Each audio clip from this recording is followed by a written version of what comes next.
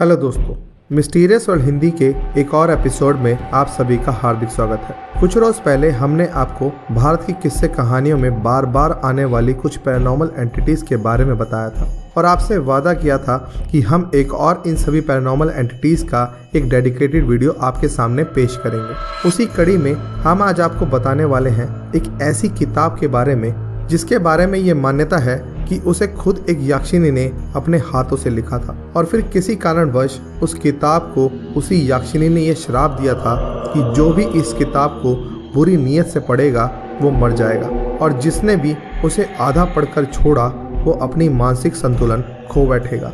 हम आज जिस रहस्यमय शापित किताब के बारे में आपको बताने जा रहे हैं उसका नाम है नीलवंती ग्रंथ। ये एक ऐसा ग्रंथ था जिसके अध्ययन से हम पशु पक्षियों से बात कर सकते थे या किसी गड़े हुए खजाने का पता लगा सकते थे। आखिर क्या था इस विचित्र ग्रंथ का राज, आइए जानते हैं।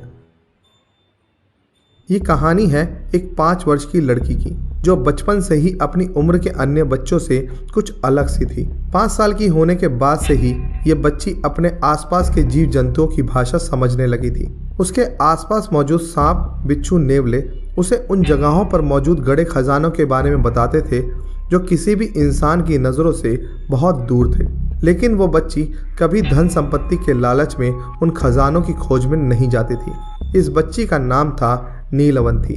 जैसे जैसे नीलवंती बड़ी होने लगी उसके साथ होने वाली विचित्र घटनाएं और भी बढ़ने लगी। अब उसे हर रात को अजीब सपने आते थे जिनमें अलग अलग तरह के भूत, प्रेत और आत्माएं नीलवंती से बातें किया करते थे। वो उसे आने वाले भविष्य की जानकारी दिया करते थे।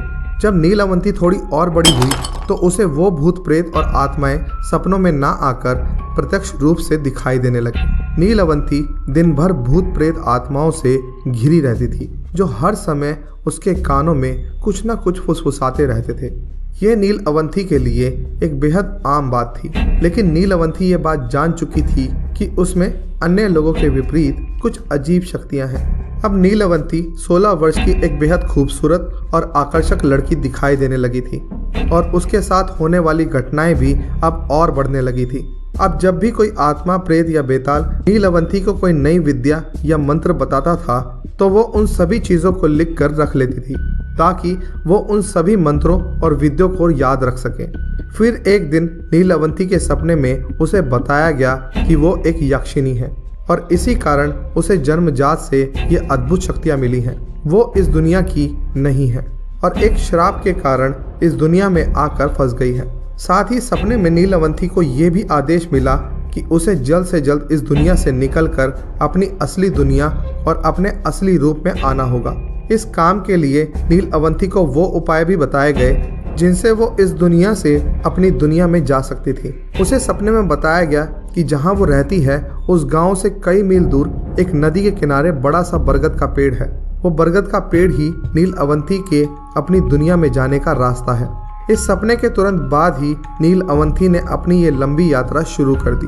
कुछ दिनों बाद उसे जंगल के रास्ते में एक व्यक्ति मिला जिसे देख नीलवंती ने उसे उस जगह पर पहुंचने में मदद मांगी। वो व्यक्ति पेशे से एक व्यापारी था और नीलवंती को देखते ही उसके रूप से मंत्रमुग्ध हो गया था। उस व्यापारी ने नीलवंती के सामने एक शर्त रखी कि वो नीलवंती को उस स्थान तक ले जाने में मदद तो करेगा क्योंकि वो उसी जगह पर रहा करता था, लेकिन इसके बदले में नीलवंती को उससे शादी करनी होगी।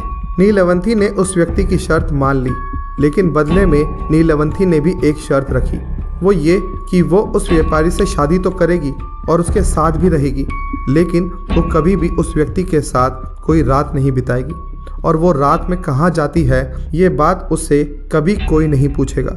इसके बाद वह व्यापारी नीलवंती को अपने गांव लेकर पहुंचा।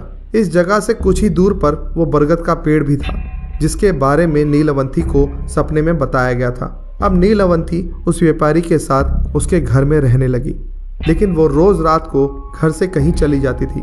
दरअसल नीलवंती रोज उसी पेड़ के नीचे बैठकर वहां मौजूद प्रेत आत्माओं द्वारा सिखाए गए मंत्रों और क्रियाओं को अंजाम दिया करती थी, जिनमें तरह तरह के मंत्र और जीवों की बलि देने की क्रिया शामिल थी। नीलवंती इस सभी मंत्रों और क्रियाओं को अपनी उस किताब में भी लिखा करती थी जिसमें वो बचपन से उसे सिखाई गई सारी विद्याओं के बारे में लिखती थी। एक दिन नीलवंती को फिर एक दिव्य आवाज सुनाई दी कि आज रात नीलवंती को एक जानवर की बलि देनी होगी और उसे पेड़ के पास की नदी में एक लाश मिलेगी जिसकी कमर पर बंधे कपड़ों की गांठों में एक विशेष धागा मिलेगा जो कि कुछ गोपनीय मंत्रों से अभिमंत्रित था, जिसकी मदद से नीलवंती आज अपने असली यक्षिणी रूप में आकर अपने लोक में जा सकती थी। नीलवंती उस रात अपने लोक में जाने के लिए पूरी तरह से तैयार थी और रात में अंधेरा गहराते ही हमेशा की ही तरह नीलवंती उस पेड़ की तरफ जाने लगी। लेकिन आज उसे वहां जाते वक्त गांव के कुछ लोगों ने देख लिया और नीलवंती का पीछा करने का फैसला किया।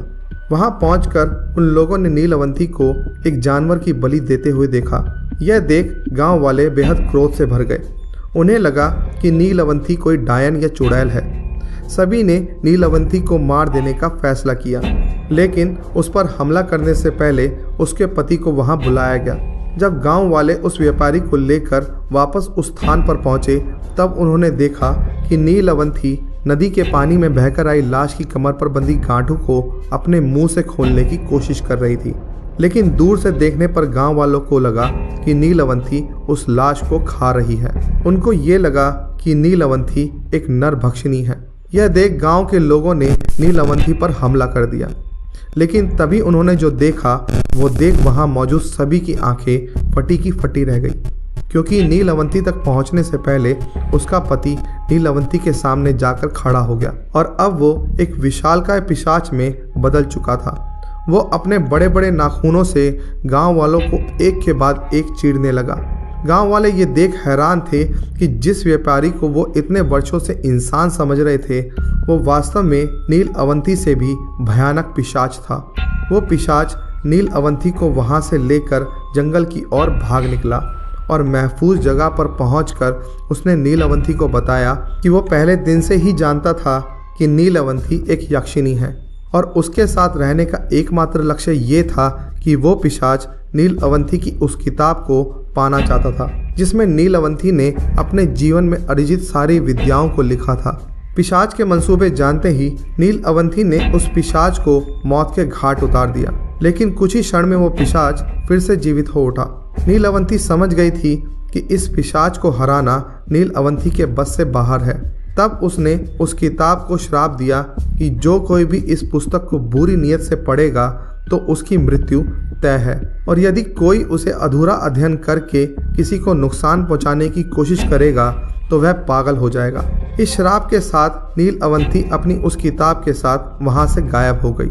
लेकिन एक बात तो तय थी कि इसके बाद नीलवंती फिर कभी वापस अपनी दुनिया में नहीं जा सकती थी, क्योंकि उसके पास जाने का वो केवल एक ही मौका था जिसके लिए उसने एक लंबी प्रतीक्षा की थी। पर नीलवंती कहाँ गई और वो किताब आखिरी बार किसको मिली ये किसी को नहीं पता। लेकिन यह माना जाता है कि इस किताब को अंत में एक ग्रंथ का रूप दे दिया गया था। साथ ही उस ग्रंथ को कई भागों में विभाजित कर दिया गया था। इंटरनेट में नीलवंती ग्रंथ के बारे में कई गलत जानकारियां मौजूद हैं, जिसमें कुछ लोगों का कहना है कि इस ग्रंथ को सरकार द्वारा बैन कर दिया गया था, लेकिन ये बात सरासर गलत है। साथ ही कई लोग ये भी दावा करते हैं कि नीलवंती ग्रंथ के कुछ अंश आज भी इंटरनेट पर मौजूद हैं और अपनी इस बात के प्रमाण के तौर पर एक PDF फाइल को सर्कुलेट किया जाता है जिसे ओरिजिनल नीलवंती ग्रंथ के अंश होने का दावा किया जाता है। लेकिन इंटरनेट पर इस ग्रंथ की ओरिजिनल कॉपी होने के सभी दावे हमारी रिसर्च में फेल हो गए हैं। नीलवंती की कहानी भारत के महाराष्ट्र और दक्षिणी क्षेत्रों की एक लोक कथा है। दोस्तों, आज का एपिसोड आपको कैसा लगा हमें कमेंट्स के माध्यम से ज़रूर बताएं, और यदि आप किसी खास टॉपिक पर कोई वीडियो चाहते हैं तो अपना सुझाव हम तक ज़रूर भेजें। आज के लिए बस इतना ही। एक बार फिर आपसे मुलाकात होगी एक नई मिस्ट्री, एक नए रहस्य के साथ। तब तक के लिए अलविदा।